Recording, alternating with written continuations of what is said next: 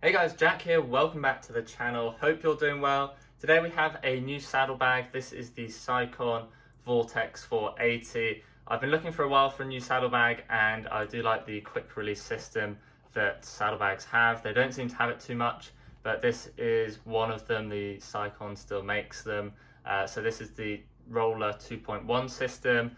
Now this saddlebag retails for around £30 in the UK, $38 in the US, or 34 euros in the EU, and you can pick it up from most bike retailers. I'll leave some links down below if you want to check it out. But this is a pretty handy system, so you can easily and quickly detach your saddlebag if you want to take it off, whether that's to repair it, switch to another bike, or take it off to save some weight, because once you fill it up you can get about 450 grams, nearly half a kilo savings by taking off your saddlebag. So good if you're going for a segment up a hill. But we're going to go ahead and simply unbox it, well, what little box in there is, and then see what we can fit inside in terms of tools and inner tubes, and then put it on the bike, see how easy it is to put on and off the bike, and see how it looks. So we'll go ahead and take it off its little cardboard here. So we just go ahead and push down and twist, and it comes off like that.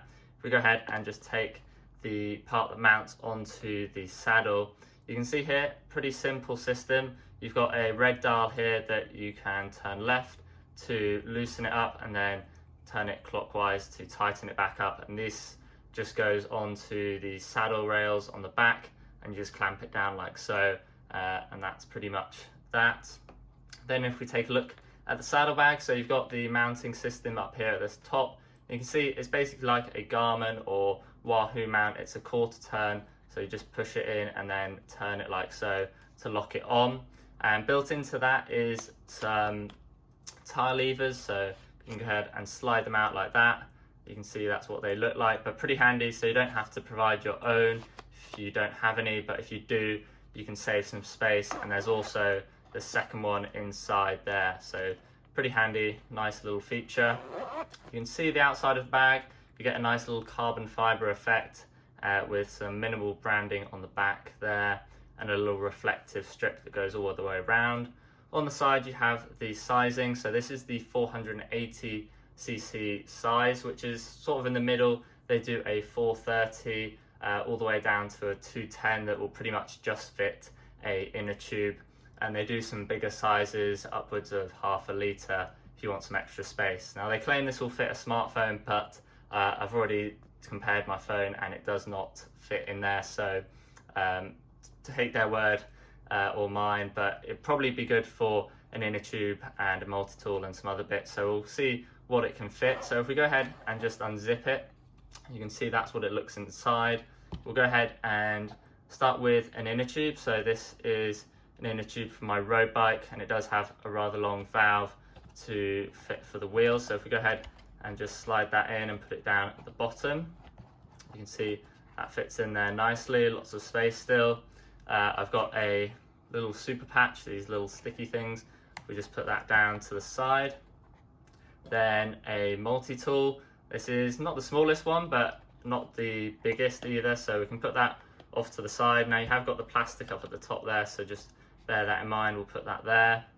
Then I've got a CO2 cartridge that we can put in the center there as well, along with the CO2 connector, so we'll just put that at the back. And then just some rubber gloves that are useful if you want to keep your hands clean, but also help fill out the space and stop anything rattling around inside. So we'll just go ahead and put that in there like so, and then zip it up, and there you go. That's pretty firm, not a lot of space or compression, so you can hear nice and snug. So you can fit quite a decent amount in there, everything you would need for most rides. If you have a mountain bike, you may want the bigger size with those inner tubes, or if you're running tubeless, then you may be alright without a tube. You can see that's how much you can fit in there with it being snug. You could push down to the 430 if you want to save some weight, if you didn't have some of the extra things that I do. The 210 is probably only going to be an inner tube and tire levers, not much else, but this is a good size for me, and as I said, makes it quick and easy to switch around different bikes. Just to compare to my old saddlebag, this is a Physique, the medium size, and you can see here where it's been breaking. These two rivets came out and I had to put my own in. It's been falling apart. They had their own patent pending technology that basically built into the back of the saddles. You can clip this in and then quickly change it around. Just for a size comparison, you can see about the same thickness, and then in terms of the shape, sort of a triangle versus whatever that shape is, sort of oval.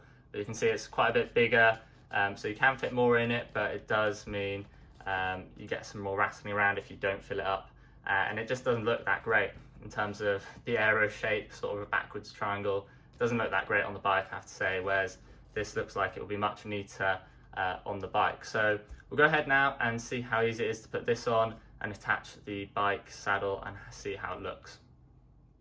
Alright, so I've gone ahead and gone to the back of my bike saddle, tried to give you the best angle of how this fits on.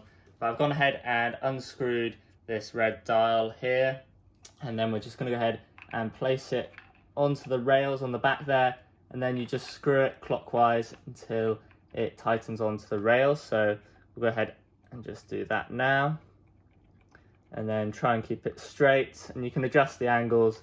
So I'm just going to go ahead and sort of go for around about there, sort of slight incline. Just make sure it's snug, not crazy tight, but nice and snug like that.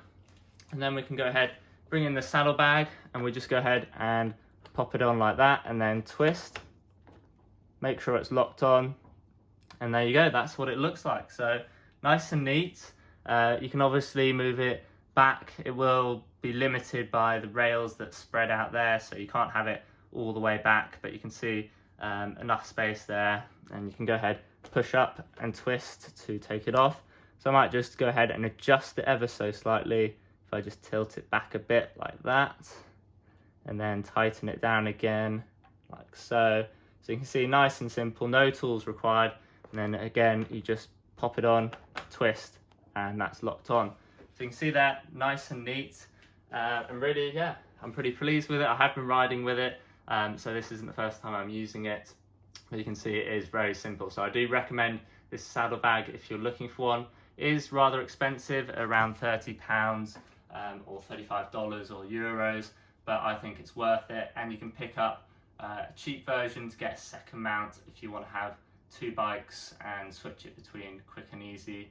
And as I said, nice and easy to take off whether you're using it or trying to save weight for a climb. So if you have any questions about the Scicon 480 saddlebag, do post a comment down below. If you're new to the channel, do hit subscribe. Hit the like button down below if you found the video useful. It really does help out the video and the channel. Thanks for watching, guys, and I'll see you in the next one.